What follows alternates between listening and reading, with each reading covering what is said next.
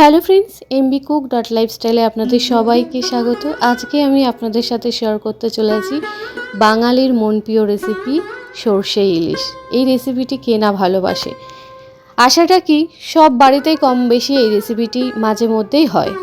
তো আমিও বাড়িতে বানাই, বাট আমি যেভাবে বানাই সেটা স্পেশালি আপনাদের সামনে তুলে ধরতে চলেছি। খুবই শর্ট টাইমে এই রেসিপিটি কিন্তু চটজলদি আপনারা বাড়িতে বানিয়ে নিতে পারবেন।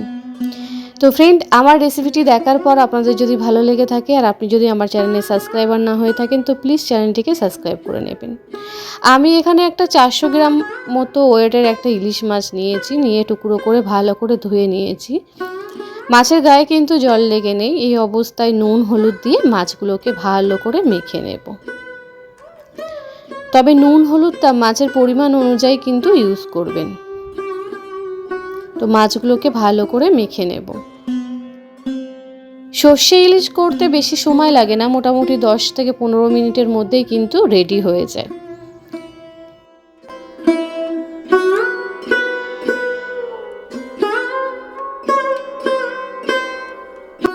এখানে একটা মিক্সির বোল নিয়ে নিয়েছি, কয়েকটা কাঁচা লঙ্কা দিয়ে দিচ্ছি, আর দিয়ে দিচ্ছি সাদা আর কালো সর্ষে। তো কাঁচা লঙ্কাটা নিজেদের স্বাদ অনুসারে ইউজ করবেন, যে যেমন খেতে ভালোবাসেন। আমি এখানে 3 চামচ মতো সর্ষে দিয়ে দিচ্ছি, আর অল্প একটু নুন দিয়ে দিলাম, আর সামান্য সর্ষের তেল। নুন দিয়ে পেস্ট করলে কিন্তু তিতো ভাবটা হয় না।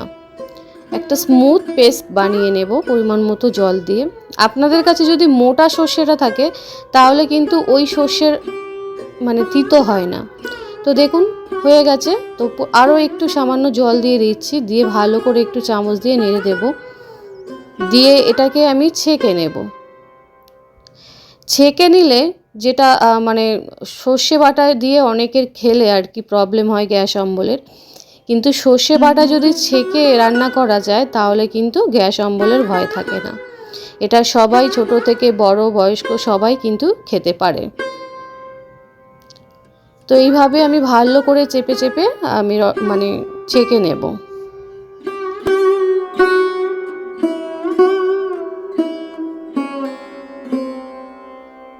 গ্যাসে কড়াই বসিয়ে দিয়েছি আর দিয়ে দিচ্ছি সর্ষের তেল। রেসিপিটি কিন্তু সর্ষের তেল দিয়েই বানাবো। তেলটা ভালো করে গরম করে নেব, আর মাছগুলোকে একদম এপিট ওপিট করে একটু মোটামুটি ওই 30% ভেজে নেব।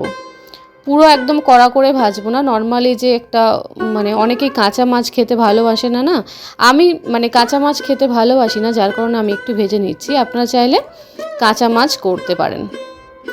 একদম কয়েক সেকেন্ড করেই ভেজে নিচ্ছি, বেশি টাইম কিন্তু ভাজবো না, জাস্ট 2-3 সেকেন্ড হাই ফ্লেমে ভেজে নিচ্ছি। তো আপনারা চাইলে কাঁচা মাছ দিয়েও করে নিতে পারেন। মাছ ভাজা হয়ে গেছে, আরও একটু সর্ষের তেল দিয়েছি। তেল গরম হলেই দিয়ে দেব ফোড়নে কালো জিরে। কয়েক সেকেন্ড ভাজা হলে দিয়ে দিচ্ছি 2-3টে কাঁচা লঙ্কা। কাঁচা লঙ্কাটা বুঝে শুনে ইউজ করবেন, কারণ সর্ষে পেস্ট করার সময় যেহেতু দেওয়া হয়েছে। তবে যারা ঝাল ঝাল খেতে ভালোবাসেন তাদের জন্য একদম পারফেক্ট হবে। তেলের মধ্যে হলুদ দিয়ে দিচ্ছি, আর এই সময় একদম লো করে রেখে দিচ্ছি। তেলের মধ্যে হলুদ দিলে কালারটা খুব সুন্দর হয়। আর দিয়ে দিচ্ছি কাশ্মীরি লঙ্কার গুঁড়ো, জাস্ট কালার করার জন্য। আপনারা চাইলে স্কিপ করতে পারেন। একটু নেড়ে চড়ে দিচ্ছি।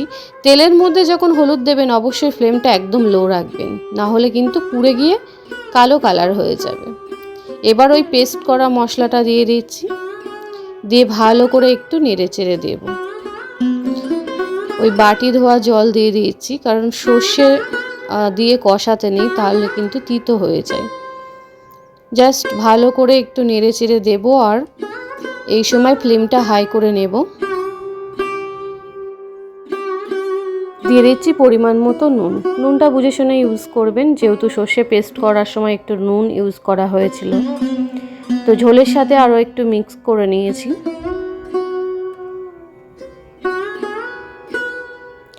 ঝোল ফুটে উঠলেই এবার মাছগুলোকে সব দিয়ে দেব এক এক করে আস্তে আস্তে, কারণ ইলিশ মাছ অনেকটা নরম হয়। তো আস্তে আস্তে সব মাছগুলোকে দিয়ে দেব।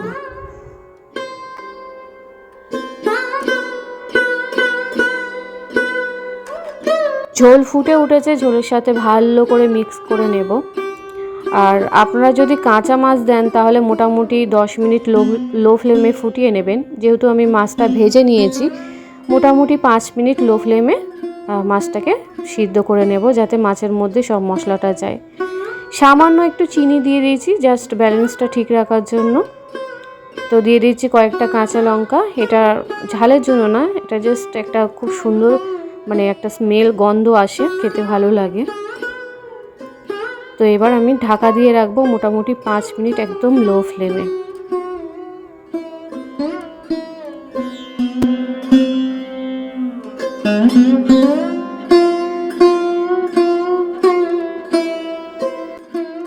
পাঁচ মিনিট পরে ফিরে এসেছি, একদম মাখা মাখা হয়ে গেছে, দেখেই বুঝতে পারছি। গরম গরম ভাতের সাথে কিন্তু অসাধারণ লাগে। তো নামানোর আগে অবশ্যই নুনটা দেখে নিতে হবে ঠিক আছে কি না। অল্প একটু কাঁচা সর্ষের তেল দিয়ে দেব, দিয়ে মোটামুটি একটা পাত্রে নামিয়ে ফেলবো। তো ফ্রেন্ড, আমার এই রেসিপিটি ভালো লাগলে আপনাদের ফ্রেন্ড অ্যান্ড ফ্যামিলির কাছে শেয়ার করার অনুরোধ রইল। আর আপনি যদি আমার চ্যানেলে সাবস্ক্রাইবার না হয়ে থাকেন তো প্লিজ চ্যানেলটিকে সাবস্ক্রাইব করে নেবেন আর বেল আইকনটাকে প্রেস করবেন সবার আগে নোটিফিকেশন পাওয়ার জন্য। নমস্কার, ভালো থাকবেন, সাবধানে থাকবেন। আবার দেখা হবে নতুন কোনো রেসিপি বা ব্লগের সাথে। তো এটা রেডি হয়ে গেছে, আমি একটা পাত্রে নামিয়ে ফেলেছি। তো ফ্রেন্ড, টাটা। আবার দেখা হবে নতুন কোনো ব্লগ বা রেসিপির সাথে। টাটা।